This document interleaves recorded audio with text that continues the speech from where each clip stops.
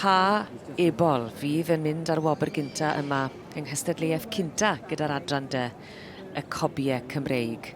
Mr John Kirk, Brydfa Donis, wedi bod yn beirniadu'r gystadleuaeth hon, a fe fydd, wrth gwrs, yn beirniadu yr adran de drwy gydol y dydd. Dyma fe. Ie, dyma'r dyn holl bwysig yn ei siwt las a'i bowler llwyd. A cemais Evans wedyn, y steward wrth ei ochr ar y chwith. Felly, Llanmorlais, Buster sy'n ar y brig ar hyn o bryd, Christian Harris sy'n arddangos ar ran Mark Swiston o'r gwyr ger Abertawe. A mae yna enwogrwydd fan hyn allan o'r march Casgob Brenin Dafydd. Ie, Brenin Dafydd yn gyn bencampwr yma yn y Sioe Frenhinol. A gwych clywed yr enw yma yn codi pen yn aml ar hyd y blynyddau. Ie, ti'n gweld yr un llinach yn codi pen yn aml iawn. Bosib fydd John Kirk yn driw iawn i'r teip hynny, felly bosib byddwn ni'n gweld yr enw Casgob Brenin Dafydd yn ymddangos mwy nag unwaith yn ystod y sioe yma.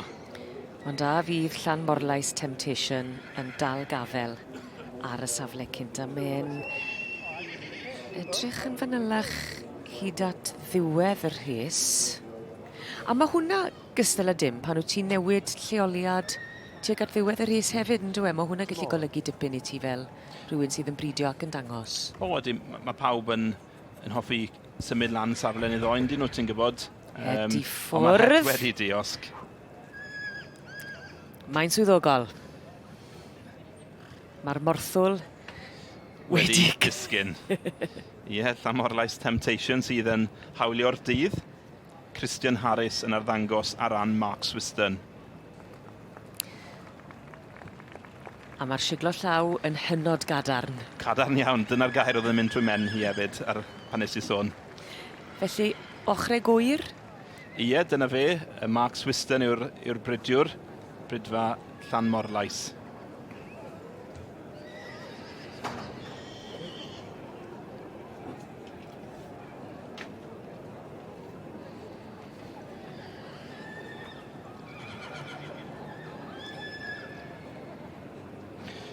Felly, yn ail wedyn, mae gyda ni Gemma Paxford, Cynera Fireball,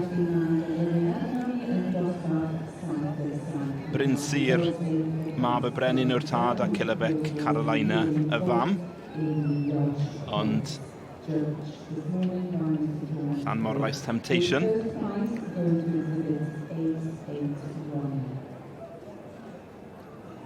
Christian Harris yn dangos a'r llun holl bwysig na. Ie, moment fawr. Mae'n bwysig bod ti'n cael y llun. Y llun fydd yn atgoffa yr perchennog o'r diwrnod arbennig yma.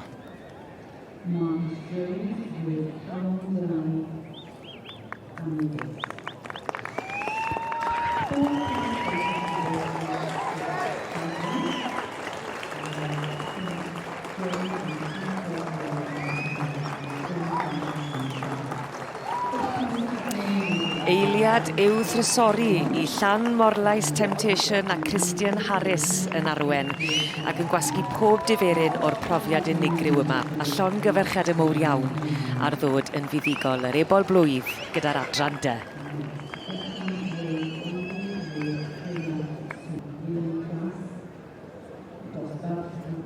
Well, Christian Harris, you're a little bit out of breath here after running around the main ring, but I think it was worth it. It's our dream when we showing ponies, and it's what it's about. I'm chuffed for Mark Swiston. Michelle, who does them every day, it's awesome. It's brilliant. What makes the Royal Welsh in winning here so special? Well, look at it, isn't it? Well, it's unbelievable, isn't it? You know? Second every year, but to win a Royal Welsh is the best, isn't it? As you say, every breeder's dream. I'm not going to keep you because I know you've got another one in the next class. You're already sweating. There's more sweat to come, I'm sure. Pob lwc gyda'r dyfodol a llongyfarchiadau mawr iawn i chi. Thank you very much, John.